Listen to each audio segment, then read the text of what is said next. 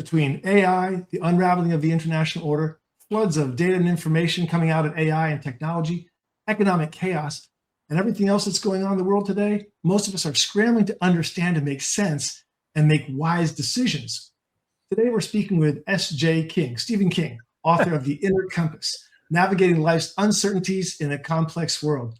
Stephen, you know they're out there, tons of these complexities, way too much data, signal versus noise. What do we need to understand here?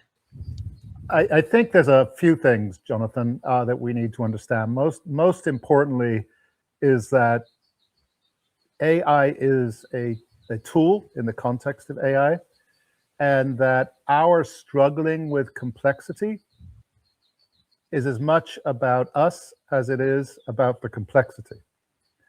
Meaning it's a difficult problem to externalize. And if we just focus on AI today, I actually had a conversation with my preferred AI tool, Claude, and it, during that conversation, basically said experienced operators will outperform their models, meaning that you'll get better decisions from a human, not because they're human, but because they're applying what I think of as wisdom, than you will from the underlying model. And what was interesting in this weird conversation I was having with a machine was I pushed back on it and I said, wait a minute, but you're AI, right? You should be the expert. And it actually said, that's complicated. I probably oversold it.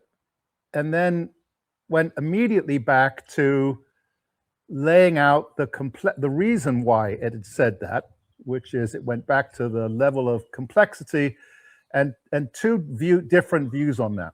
One is a author called Klein, who writes extensively about, for instance, how firemen make decisions without processing it logically in the moment. People in the military. I was talking to a doctor surgeon that recently moved to Hawaii, and he was literally nodding. I do not think through like every medical journal. What I do is I look for patterns and I apply those, for instance. The opposite of that is a guy called Kahneman, who talks about the AI is better at making decisions because it avoids bias. So those are the two sides of this argument. And Claude went off into that area.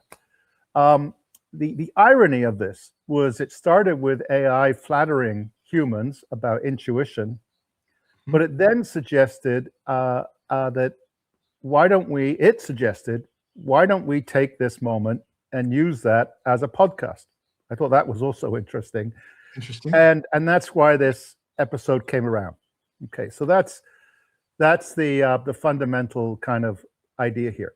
And when we think about AI confidence, it's coming through data analysis, not through judgment. And those two are fundamentally different.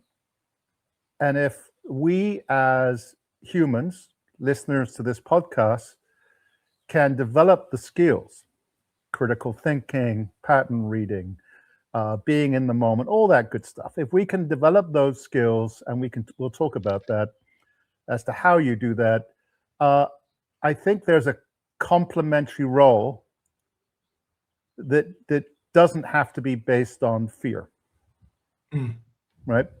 Yeah. Because AI can't help with many decisions without that human factor. The two have to be put together. So I like to think about it as what I describe as AI hubris, because it will never admit mistake, right? It always goes back to looking for more information, more data, to refine it. And there's no room in that hubris for atonement. No room in that for Mm. Oh, I screwed up. I need to redo. It just keeps on iterating. And so what's atonement? Atonement is the reckoning with being wrong, Right. carrying that, being changed by it, updating it, and not updating it in the sense of learning, Mm-hmm. but updating it in the sense of knowing, right? And so AI is strong at knowledge and reasoning, but what's absent, Jonathan, is judgment from experience, moral agency, felt consequences, and self-awareness. Mm. Right? So AI can learn, yes. It improves, yes. But updating a model is not changing its persona by what's happened to it, right? So most people don't check AI. Right. I think what's important is to argue with it, to bring the human element, because AI is not wise. It can help wise people become wiser, but in order to make wise, sound decisions, it needs us, right? So that's my sort of opening, my opening preamble, and so the challenge is for the us. The challenge is for the us to move above a dependence on data and understand what the human can bring to that partnership. Right. Right. Wonderful. Wonderful. So it seems that you've suggested that the AI can be hubristic in the sense Right. that it doesn't really have that deeper knowledge, wisdom, insight, intuition, and all those things. It's really just funneling data and then going back and finding more data to either justify and validate or to invalidate the proposition that you give it. So maybe you can unpack the idea that AI is not wise, but it can help wise people become wiser. That seems really important.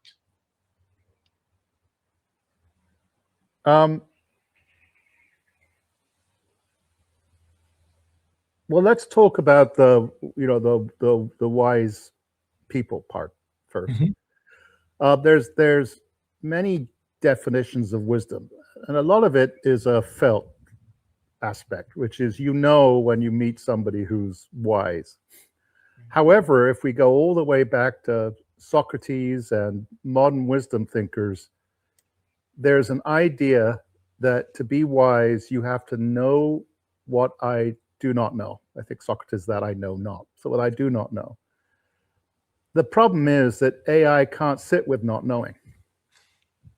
Right. Right? So it's missing a fundamental building block. Or, from Socrates in terms of becoming wise. Right. It performs certainty, right? And that's problematic. The challenge for us is that we have become, ever since Descartes, Jonathan, we have become fascinated by this idea that I have to be in my head. I think, therefore I am. Right. So we all look for simplicity. What do I mean by simplicity? So simplicity could come from huge data sets. Right. But those huge data sets give you a simple answer, right? Right. And so we're constantly striving for, how do I make my life simple? And AI entrains us more into that world, because it's saying, you give me all your variables and I'll give you the answer. Right. Who should you marry? Which house should you buy? Whatever it.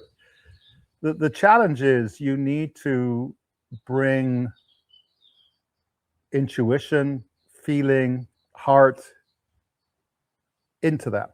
And if you don't, the decisions you make will not be made with conviction, because conviction is not a head, it's a heart thing, right? That's what conviction is.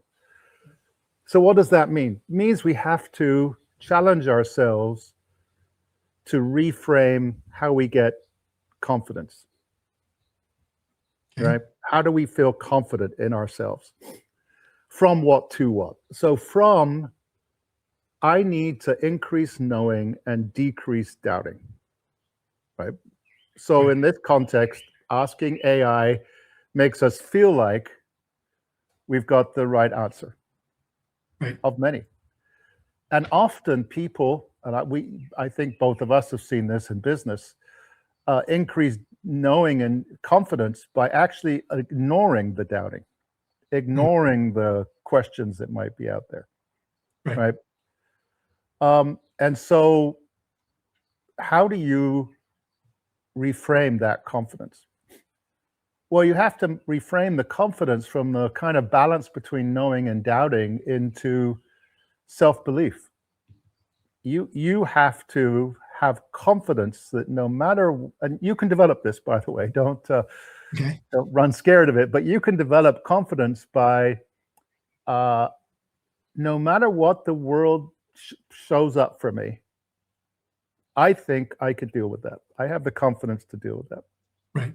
It may be painful, it may be difficult, I may end up in tears, but I have the confidence that I'm going to work through that. So the change in metaphor here is from orchestra trying to play music, right, through a very formatted way with a conductor, here's what you're going to do, follow this, to jazz, where you jump into it and all of a sudden the drummer will go off and you let them, or you bring your trumpet in, and that's where you have to have confidence. And when we go back to that doctor or that fireman or those people, yes, they have a skill. And I think that skill is the ability to see patterns, not simply to process data, but they also have the confidence from experience and learning, like a good musician, to forget what they learned. Because until you release yourself from the data, right, the knowing, the notes, in the case of music, until you release yourself from that, you can't rebuild confidence in the ability to do whatever comes up. So that's how I would think about it. And the way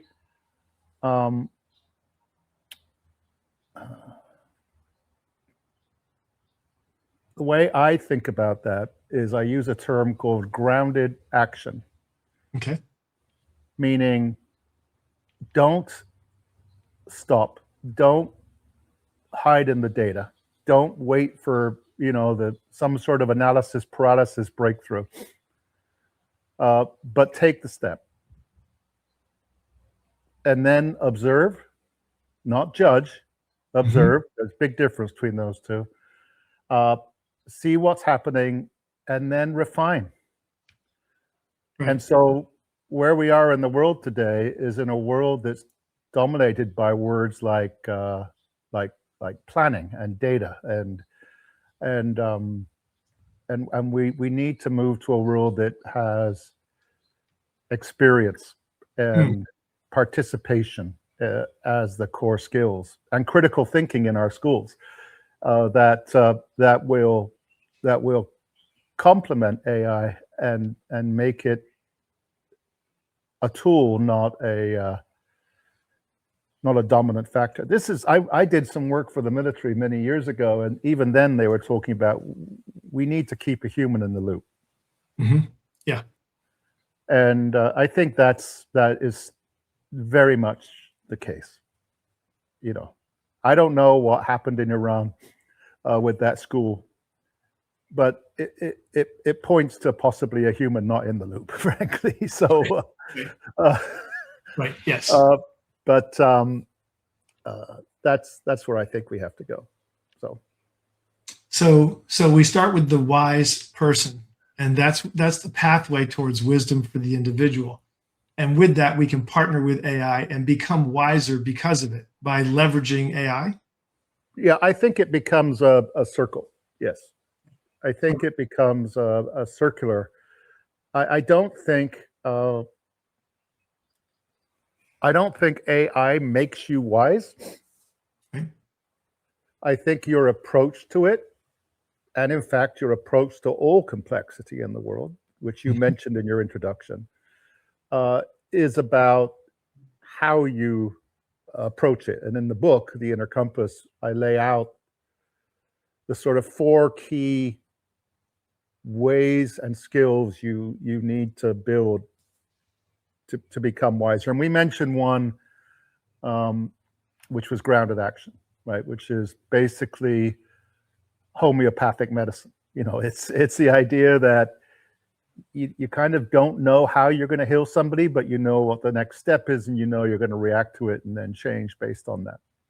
Right. As opposed to modern medicine that says, oh, we've got this big solution, go take these pills and come back in 2 months and we'll have it figured out. So I think that's one of them. The other 3 are pattern reading, and we can talk more about that, and full participation, and then deep knowing. And deep knowing is basically that alchemical fermentation of taking the other 3, Right. and you gradually ingest it, and that ingestion, for me, looks like building your patent library. It's like, Right. and I think this is, in neuroscience, it's known that we really store images and, memories in that way as patterns, not as words, not as bits and bytes. And so I think that will somatically, and all the rest of it will get ingrained into you over time, and you'll become wiser. I love that. I love it. I studied martial arts for a while, and over a very short period of time, I found I didn't like being punched in the face. But what I noticed was that each different martial art that I looked at had its own patterns, right? The classes are each a set of patterns, and a grandmaster of martial arts rises above the pattern, right? They have that deep knowing that they're sitting in, where their body actually recognizes it at a body level before the mind does. So the body can react and block and do things, then the mind doesn't have to think. And that's why I think that part of the difference is the AI is a really good set of patterns, right? It's great at manipulating patterns and telling us the patterns in the data and so forth, but it can't give us meaning from those, because meaning is contextualized in the individual, right? In the deeper wisdom and knowledge of the individual. So it can't give meaning, it can't give judgment, it can't give forgiveness, it can't give altruism. I mean, there's a whole set of ideas. I don't know if I want to call them skills, but there's a whole set of things that it fails at, and I've read that people talk about, well, you could train those things, right? But I think that if those things were easy to train, easy enough for a machine, way more people would be wise today, and frankly not followers, and not really thinking about their situation or the world. I'm in Hawaii, and I always like to think about wisdom in a very simple way. There's 2 people come to Hawaii. Mm-hmm. One comes here, they go to Waikiki, they sit on the beach, and they have their umbrella cocktails every day, and they go home and they say, I had a great time. Mm-hmm. The other comes here, and they go to the volcano, and they look to experience Pale, and they investigate Hawaiian myth and story, and they come back with a slightly different perspective. Not completely, it's not like enlightenment or something, but this is part of the deep knowing, right? That iterative cycle. One of those people has moved towards wisdom, and one hasn't. Right. And that's the idea of full participation. You need to participate in the world, not avoid it. And this could be light and shadow, the good, the bad. I think people like Jung, and this, Jonathan, talk about the meats in the shadow, right? That's me paraphrasing. And so you need to step into that, but you also need to step into the world around you, whether there's heartache, whether there's sunshine, whether there's nature. The world will find a way in. Right. But it won't if you avoid it. I think it was Jung who said, if you go and sit in a hut on a mountain by yourself, all you'll discover are your demons. Mm. I think that's very profound, because if we do live in a world where we're fascinated by things like mindfulness now. Mm-hmm. It's a fashion. I think of it as mindfulness. And it's not that it's not helpful. Right. It certainly relaxes, it certainly helps you focus, etc. But I don't think it's necessarily moving you to mindfulness. You're better off keeping your eyes open than your eyes closed. Right. Yeah. You're better off participating than avoiding. Mm-hmm. So I think that's what full participation talks about. So you have deep knowing, which is this iterative process. You have full participation, which is I've explained, and you have grounded action. And then the fourth one, to become wiser, is called, what I think of as, well, I don't think of it, I call pattern reading. Mm-hmm. And what this is the idea, and it's an old adage, which is patterns repeat, is true in my mind, but they actually repeat at different levels. Meaning, you could see a pattern at level 1 in your life, and it will be stored in your pattern library, but that could have tremendous impact and I don't know, insight into something else that's not the same. But Right. that you can only understand that if you put both into the language of pattern, which is metaphoric story. What a metaphor is, I'm sure you know, is appeals to the head and the heart, poetics, right? The rest of it. So only if you take it out of both of those worlds and put it into a generalized, and I think that's what the discipline of pattern reading is. And it turns out, I was fortunate enough to meet James Hillman many times, and he wrote a book called Revisioning Psychology. He wrote another book called The Soul's Code, and a bunch. Got nominated for a Pulitzer Prize. And what he said to me, and he was viewing all of this from a person on the couch perspective, right? And his perspective was, here's some steps you take in order to understand somebody's underlying pattern, archetype in his language. Right. Yeah. And the 4 steps are, first to, I'll use his language and then use mine. So his language was pathologize, to observe, right? That's the first step. And what that means, Jonathan, is you collect data, but you don't judge the data. You simply collect it, right? That is not easy. We often will take a look at something and say, oh, well, I have a bias, or this comes back to the Kahneman and Klein issue at the beginning, and how you get through that. If you approach it from a pattern, you can eliminate bias, because you're not seeing it through perspective, you're seeing it through data collection, through observation. Okay. So once you have all of that collected, then what you want to do is personify it, which means, where have I seen that before? Right. Now, all of my students do this, hundreds of them. So what you do is you go look at a company, or you could do it, look at another person, and you take the info, all of the data, and you say, where have I seen that before? And the best place to look is where you're passionate. So the psychologists like Jung and Freud would go to mythology, because everyone in Germany was trained in mythology at that time. Right. But we don't really relate to that. So if somebody says Oedipus, we don't go, oh, we don't have, even if we have a head feel, we don't have a heart feel, right? And so you can't relate. So my son's pantheon would be South Park. It could be a video, it could be a movie, it could be Fight Club, it could be types of music or art, whatever your passion is. Mm-hmm. And you look for where that set of observations plays out in your passion, right? We can go through examples if we have time. So anyway, then what you do is you take that, and then you say, well, what lessons are learned? Right. So how does it play out? So I had some students went to look at a pub in Portland called Lucky Lab Pub, and they came back. And Lucky Lab Pub, I'm sure you know, there's dogs in there, and it's kind of a little not really as clean as you might like, and you have to go serve yourself. And they said that Lucky Lab Pub was like Shrek. Okay. Right. And what's interesting about Shrek is it's an inverted fairy tale. Right. Right.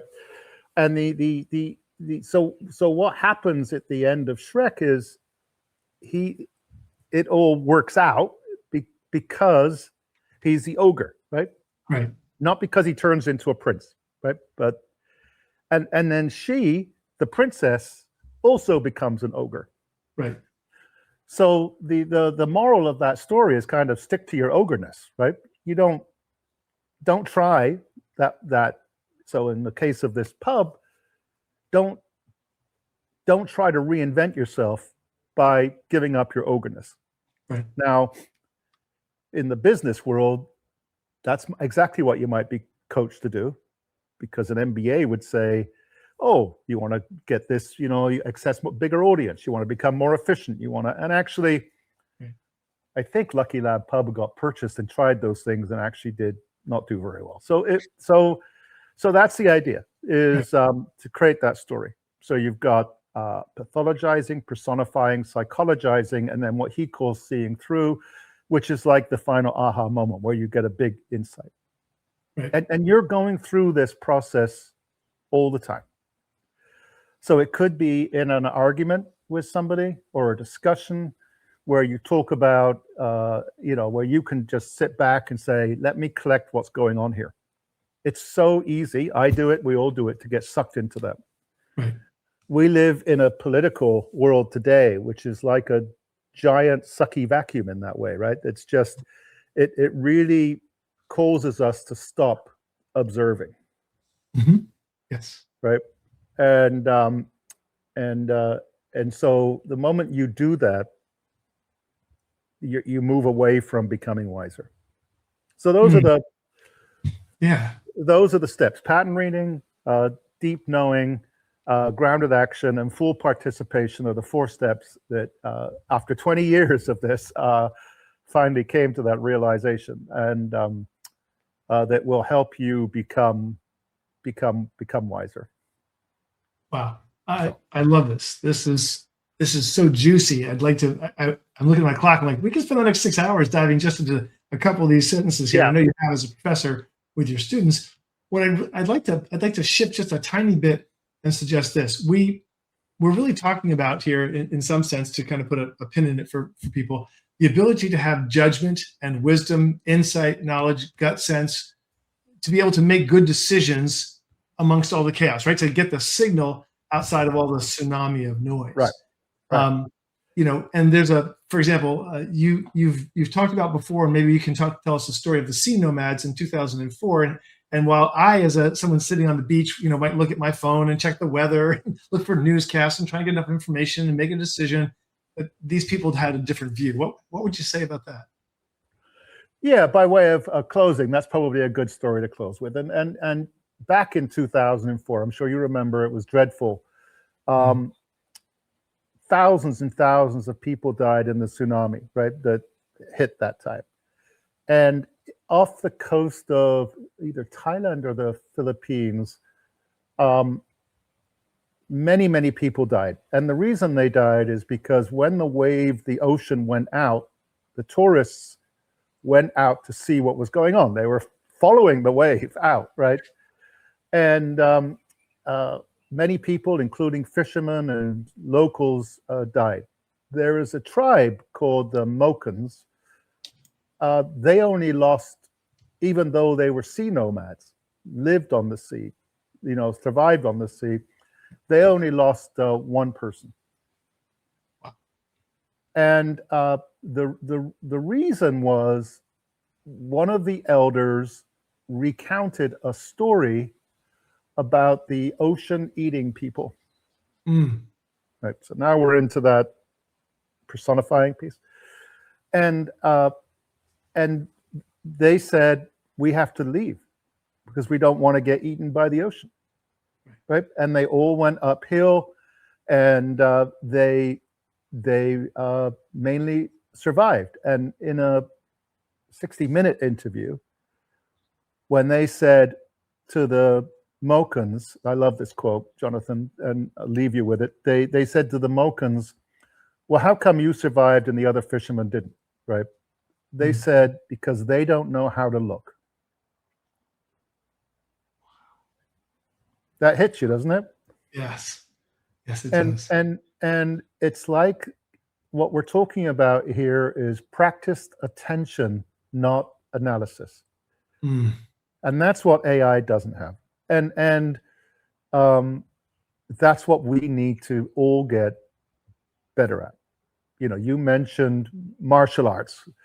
I saw recently a video of Bruce Lee, who I don't know if he's, for me, he's the guy, right? Because you see some of the stuff and it just looks on video right.